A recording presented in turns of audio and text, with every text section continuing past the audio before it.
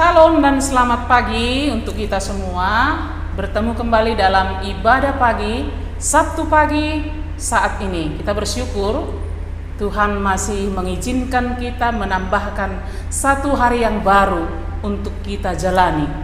Tuhan kiranya memberkati kita semua. Selama satu minggu kalian mengikuti pembelajaran daring di rumah, ada yang PTM, semua berjalan dengan baik. Saat ini kita mau muliakan Tuhan melalui ibadah kita, ibadah pagi. Mari kita persiapkan hati kita untuk memasuki hadiratnya Tuhan. Sebelumnya kita saat teduh sejenak. Saat teduh dimulai.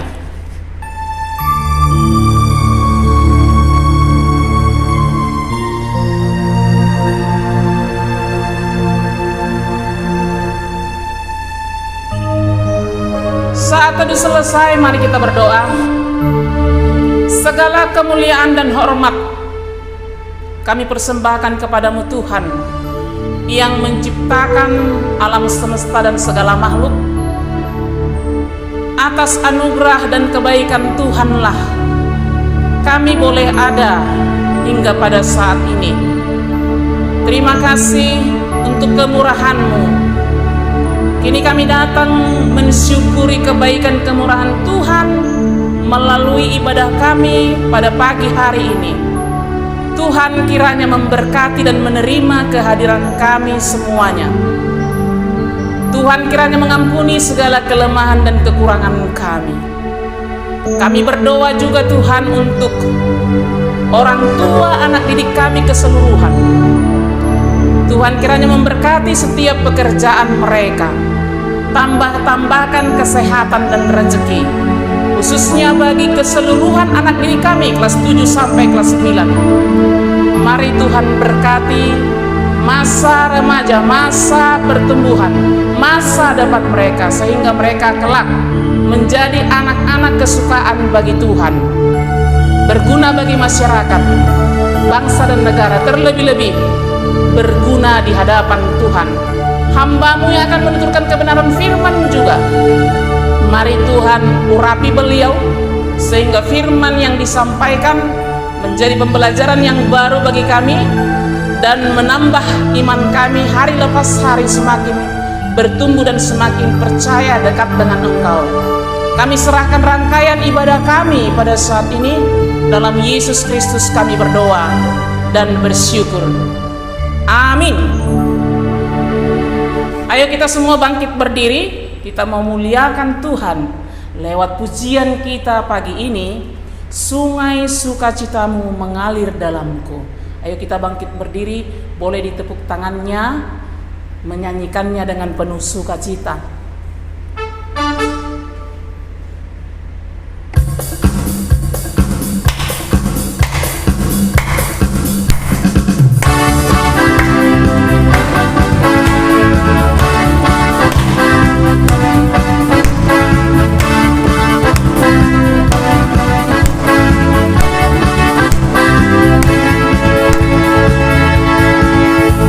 Sungai sukacitamu mengalir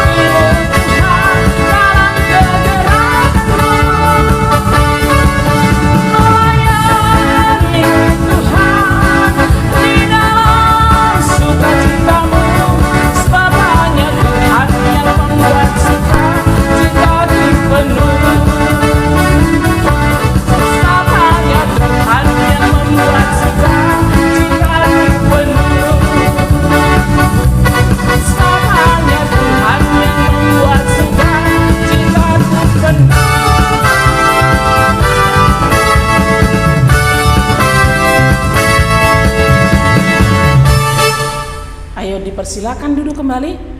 Mari kita siapkan hati kita untuk menyambut kebenaran firman Tuhan. Kita akan angkat pujian kita sebagai tanda kesiapan hati kita untuk menyambut firman dengan nyanyian kita, berbahagialah orang yang kesukaannya ialah Taurat Tuhan dan yang merenungkan Taurat itu siang dan malam.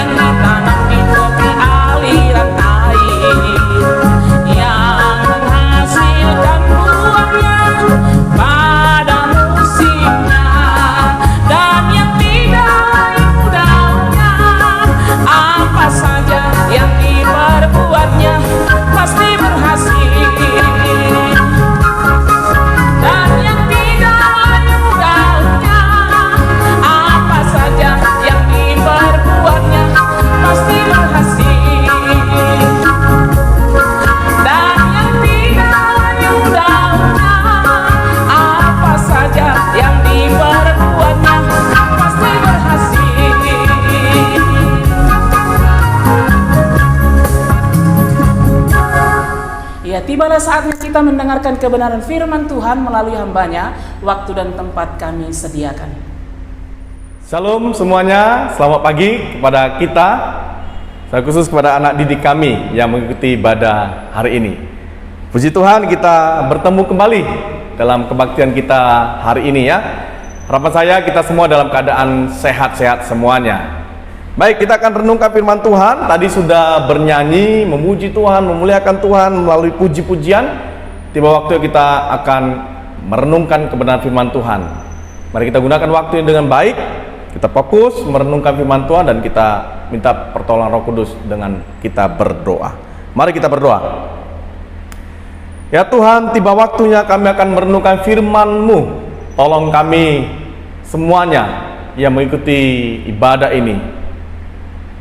Berikan konsentrasi kepada kami, fokus yang benar kepada firman yang akan kami renungkan dan dengarkan ini. Berkati hamba-Mu yang menyampaikannya. Kami akan gunakan waktu yang singkat ini untuk kami dengar firman-Mu. Demi Kristus Yesus kami berdoa. Amin. Baik, kepada kita semua mari kita membuka dari kitab Kejadian pasal yang pertama ayat 27. Satu ayat saja kita akan baca bersama-sama. Mari buka Kejadian 1 ayat 27. Kita akan baca bersama-sama. Saya akan pandu dari tempat ini. 1, 2, 3. Ya, Kejadian 1 ayat 27. Maka Allah menciptakan manusia itu menurut gambarnya. Menurut gambar Allah diciptakannya dia, laki-laki dan perempuan diciptakannya mereka. Amin. Tema kita hari ini adalah hidup menurut gambar Allah. Hidup menurut gambar Allah dalam Kejadian 1 ayat 27 tadi. Anak didik kami yang saya kasihi, tema ini muncul dalam pikiran dan benak saya ada beberapa alasan. Ya, yang pertama, dalam pembelajaran di kelas 7 kita akan membahas yang namanya gambar Allah. Manusia itu segambar dan serupa dengan Allah. Apa maksud segambar dan serupa Allah? Yang di kelas 7 sudah merasakan kelas 7 pun sudah belajar tentang itu, pasti tahu maksudnya. Bukan fotonya yang gambar kita ini yang sama dengan Allah, tidak. Tapi bagaimana karakter, sifat, citra kita itu yang sama dengan Allah. Nah, pada mulanya Allah menciptakan manusia itu sudah jelas. Memang manusia itu seturut dan segambar pada permulaannya. Ya, seturut dan segambar dengan Allah. Maka semuanya itu harus memang seturut dan seperti Allah adanya. Ini menjadi garis bawah. Nah, kemudian saya teringat alasan yang kedua, anak didik kami, waktu ya sudah cukup lama, saya pernah ngantri di sebuah loket. Ya, saya tidak perlu tunjukkan loketnya, di tempat sebuah institusi. Ketika mengantri cukup lama, ada orang menyerobot ke depan. Minggir. Wih, kok nggak main antri? Bapak ini kok main serobot saja gitu ya? Ini mungkin ada juga orang yang ini manusia apa gitu ya, nggak betah budaya ini dan sebagainya. EGP, mungkin pikirannya begitu. Saya nggak peduli. Saya masuk, saya serobot saja dia. Minggir. Saya duluan. Ada orang mengantri. Dan kadang-kadang mungkin kita juga pernah mengalami yang demikian ya. Di kumpulan banyak orang kalau kita mengantri di sebuah loket, orang kadang suka-sukanya menyerobos pada kita mengantri atau menyerbu dalam loket itu dan sebagainya. Nah, dari kami ini menjadi alasan apakah manusia zaman ini atau sejak ciptakan, sejak jatuhnya manusia dalam dosa demikian adanya. Inikah manusia yang seturut dan segambar dengan Allah itu? Nah, kalau kita melihat juga ada banyak kemarin waktu PPKM beberapa masyarakat demo, ya, entah apa yang didemokan, mungkin ya menurut mereka hal yang benar untuk diri mereka. Tapi ada juga yang orang ikut-ikutan. Yang penting gue dibayar, saya demo gitu ya, saya ikut melakukan protes dan sebagainya. Motivasi yang perlu diperiksa. Nggak peduli saya, apa lo, yang penting gue ini dibayar, begitu ya. Ada yang begitu. Nah, ini menunjukkan apakah ini manusia hidupnya yang segambar dan serupa dengan Allah itu. Jadi pertanyaan dan alasan juga. Nah, yang ketiga, anak didik kami, saya pernah mengantri dalam sebuah lift, ya. Nah, biasanya kalau di lift itu kan ada yang keluar karena dia dalam lift dan ada yang mau masuk. Nah, inilah manusia kita ini, gambaran kita ini. Kadang-kala belum lagi orangnya keluar dari lift itu, ya kan, yang mengantri untuk masuk itu nggak mau juga memberikan ruang untuk mereka keluar. Nih bingung jadi yang keluar gimana, karena tertutup dengan orang banyak di depan pintu lift itu. Mestinya kan kita harus geser dong, ya kan? Pakai akal sehat dong. Orang mau keluar kok kita halangi. Kita mau cepat masuk. Bagaimana kita mau masuk kalau orang di dalam belum keluar? Begitu ya. Nah, ini kan manusia gambar sekarang. Dan lebih parah lagi, hidup manusia sekarang ini, ya, kita juga ada orang yang dengan bangganya misal saja melakukan kejahatan. Ya, para tokoh-tokoh politik melakukan korupsi, senang. Bahkan tersenyum ketika disorot kamera. Ini membahayakan sekali. Inikah manusia yang Tuhan inginkan, yang katakan segambar dengan dia tadi? Mari kita coba introspeksi diri kita. Ada orang bangga, mungkin anak sekolah juga yang bangga mencontek, ya, mencontek. Nanti kalian akan ikuti olimpiade. Kalian mungkin mendapat nilai bagus, tetapi kalian tidak jujur. Coba, apakah itu suatu kebanggaan? Saya rasa tidak. Orang lain nggak melihat, tapi Tuhan melihat. Apakah ini gambar Allah? Kita ini gambar Allah yang demikian? Tentu tidak, ya, tentu tidak. Makanya kalau orang-orang yang korupsi itu dikatakan, apapun kelakuan Anda, sebangsat apapun, tapi jangan lupa tetap tersenyum. Smile katanya. Waduh, mengerikan. Karena senyum itu adalah bagian dari ibadah katanya. Tidak begitu juga. Kita harus tahu malu dan tahu diri. Nah, Kejadian 1 ayat 27 mengatakan maka Allah menciptakan manusia itu menurut gambarnya, menurut gambar Allah diciptakannya, menurut gambar Allah diciptakannya, dia laki-laki dan perempuan diciptai mereka. Kita ini gambaran Allah yang sempurna sebenarnya. Makanya sebuah pertanyaan yang harusnya menggelitik kita, seburuk itukah manusia ciptaan Allah itu tadi? Gak peduli dengan orang lain, egois dirinya sendiri, ego dirinya sendiri yang dia tonjolkan, penting itu untuk diriku, tak peduli dengan orang lain. Apakah begitu? Permulaan sebenarnya, awalnya gambar Allah maksudnya ini adalah, artinya adalah manusia yang benar-benar seperti Allah. Seperti Allah yang apanya? Bersifat kekal pada mulanya manusia itu. Itu yang pertama. Kedua, satu pribadi yang punya nalar, yang punya perasaan, yang bisa merasa, dan bisa mengambil sebuah keputusan. Itulah manusia yang seperti gambar Allah itu tadi. Itulah manusia yang seperti Allah tadi permulaannya. Namun karena jatuhnya manusia dalam dosa, karena ketidaktaatan pelanggaran manusia tadi, sehingga semua gambaran Allah yang permulaan tadi bersifat kekal, satu pribadi yang menalar, merasa, bisa mengambil sebuah keputusan, hilang karena apa? Dosa tadi. Makanya manusia yang tadinya bagus hubungannya terputus. Makanya kelakuan, sikap, sifat, karakter manusia seperti yang tadi. Iya, yang saya gambarkan tadi. Yang ngantri mengerobot saja, yang penting saya lebih duluan, saya punya kekuasaan, saya berjabat, seolah-olah dia berpikir begitu. Yang lain EGP lah, emang gue pikirin, ya. Dia tidak memberi ruang kepada orang lain, yang merasa aku yang duluan di depan pintu lift, mengikuti protes yang tanpa motivasi yang jelas, yang penting saya dibayar dan sebagainya. Itulah manusia akhirnya karena jatuh di dalam kedosaan tadi. Makanya dampak dalam kejatuhan dosa itu ada dua, saya melihat. Ada dua. Yang pertama, ya, catat. Dampak kejatuhan dalam dosa itu ada dua. Yang pertama, manusia tidak lagi menjadi gambar Allah seperti semula tadi. Ini dia. Manusia tidak lagi menjadi gambar Allah seperti semula tadi. Ini yang pertama, karena sudah terkontaminasi dengan dosa dan pelanggaran yang dilakukannya. Yang kedua, dampak kejatuhan dalam dosa itu adalah manusia tidak lagi menyadari, garis bawahi, menyadari sepenuhnya kemiripannya dengan Allah.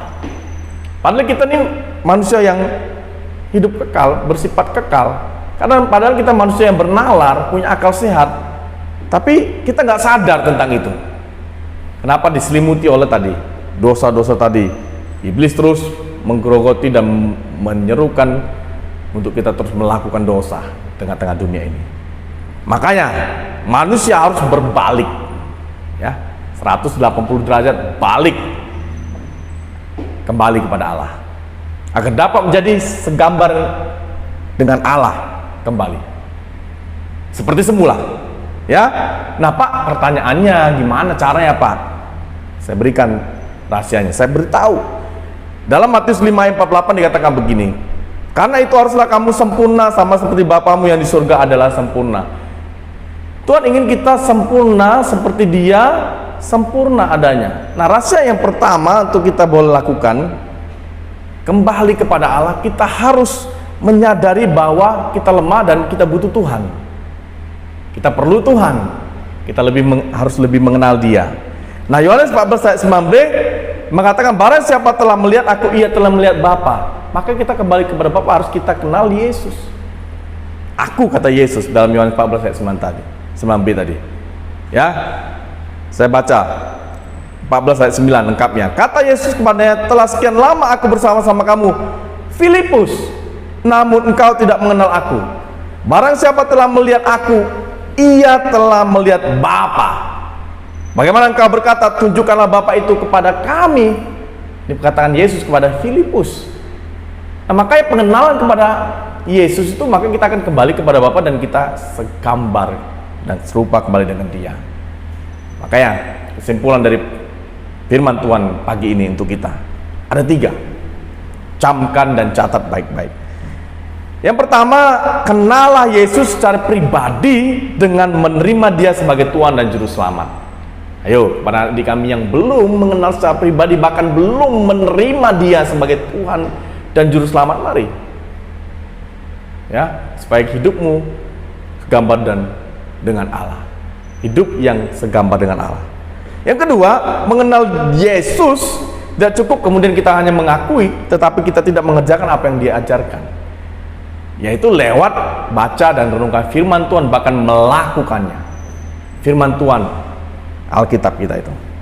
Yang ketiga, yang terakhir, senantiasa bersekutu dalam doa, ya, doa dan kebaktian seperti ini, ibadah, sebagai sarana untuk kita mencapai kesempurnaan hidup. Dan kita akan bersama dengan Dia kelak, ketika Dia memanggil kita mengakhiri hidup di dunia ini. Ingat 3 ini, kenal Dia secara pribadi, mengenal Dia lebih dalam lewat renungan firman, membaca firman Tuhan, dan yang terakhir, senantiasa bersekutu dan beribadah dengan Dia untuk mencapai suatu kesempurnaan hidup yang kekal. Inilah orang-orang yang hidupnya kembali segambar dan serupa dengan Allah. Hidup yang menurut gambar Allah itu. Kiranya Tuhan berkati, jadilah anak-anak yang hidup menurut gambar Allah. Amin. Kita berdoa. Terima kasih ya Tuhan, kami bersyukur untuk firman-Mu pagi ini, mengingatkan dan memotivasi kami, bahkan menegur kami untuk menjadi anak-anak yang kembali hidup seperti gambar Allah yang Tuhan inginkan bagi kami. Ampuni kami selama ini mungkin tidak sesuai dengan gambar-Mu di tengah-tengah kehidupan kami. Sebagai anak-anak SMP, kami mungkin banyak berbohong, mungkin kami banyak tidak taat, tidak dengar-dengaran.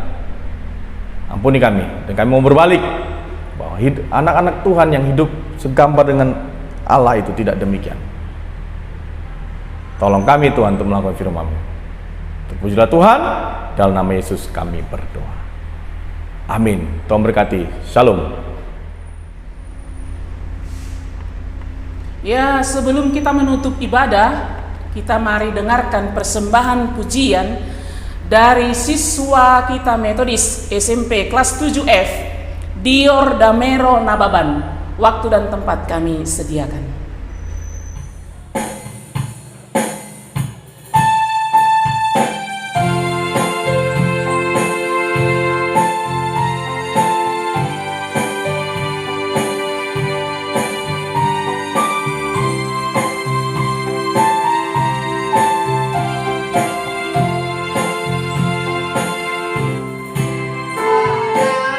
Satu sobatku yang setia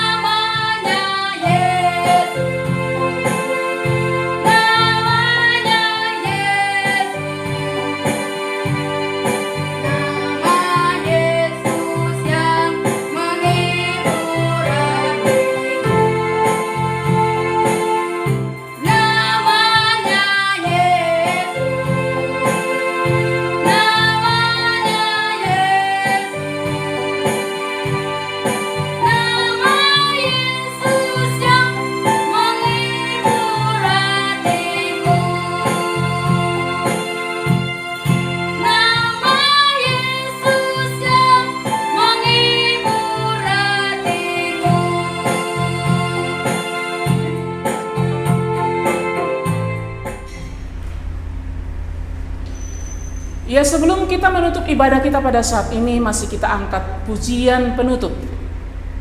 Jangan pernah menyerah, jangan berputus asa. Pujian Tuhan masih ada dalam kehidupan kita.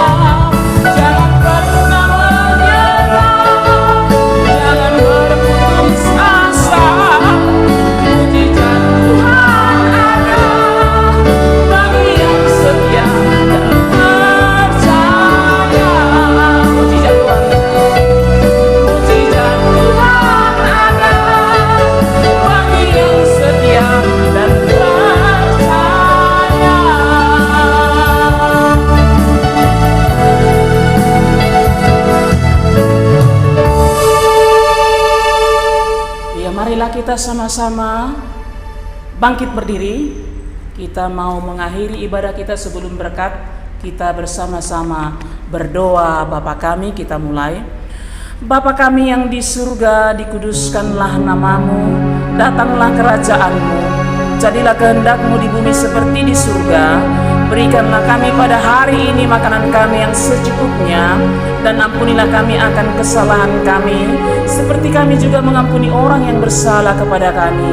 Dan janganlah membawa kami ke dalam pencobaan, tetapi lepaskanlah kami daripada yang jahat, karena Engkaulah yang punya kerajaan dan kuasa dan kemuliaan sampai selama-lamanya. Amin.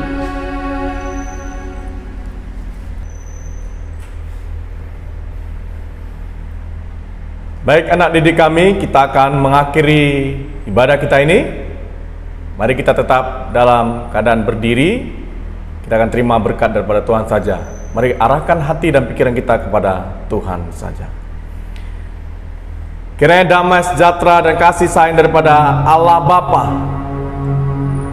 kasih karunia daripada Yesus Kristus, serta pimpinan, persetujuan dan penghiburan kekuatan daripada Roh Kudus, itulah memberkati kamu sekalian, mulai pada pagi hari ini, besok sampai selama-lamanya. Amin. Bapa, terima kasih. Bapa, terima kasih. Bapa, terima kasih.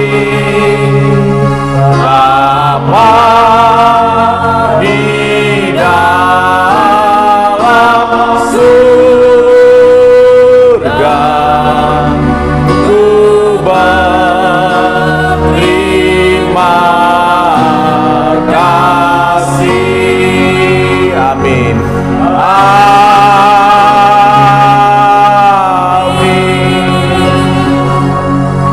Amin. Silakan duduk. Kita saat duduk selesai, ibadah kita selesai. Amin. Baik, anak didik kami, kita bersyukur baktian atau ibadah kita ini telah selesai untuk hari ini. Kita akan bertemu di ibadah kita Sabtu depan. Ya, kita tetap semangat dalam pembelajaran yang sudah dimulai dalam PTM ya, pembelajaran tatap muka di sekolah. Nah, sebentar lagi kalian akan mengikuti Olimpiade SMP Metodis. Mari persiapkan diri kalian dengan baik. Ingat, jaga integritas, jaga kejujuran kalian dalam menjawab setiap soal-soal Olimpiade nanti. Selamat dan sukses untuk Olimpiade. Tuhan memberkati. Shalom. Shalom, salam sejahtera untuk kita semua. Apa kabar anak-anak semua? Semoga semua dalam keadaan sehat dan tetap dalam berkat Tuhan. Sekolah kita SMP Metodis Pematang Siantar akan mengadakan Olimpiade SMP Metodis pada tanggal 23 Oktober 2021, tepatnya hari Sabtu ini. Jadi Olimpiade ini diadakan di setiap tingkat kelas, baik kelas 7, kelas 8, dan kelas 9. Olimpiade ini dilakukan secara daring atau online. Kita menggunakan sistem Zoom dan menggunakan Google Form. Jadi untuk itu persiapkan diri kalian dalam mengikuti Olimpiade ini sehingga kalian dapat berkompetisi dengan jujur dan menggunakan integritas diri kalian yang semaksimal mungkin. Olimpiade SMP Metodis berkarakter pemenang, mencintai kompetisi. Shalom, selamat berkompetisi. Tuhan Yesus memberkati.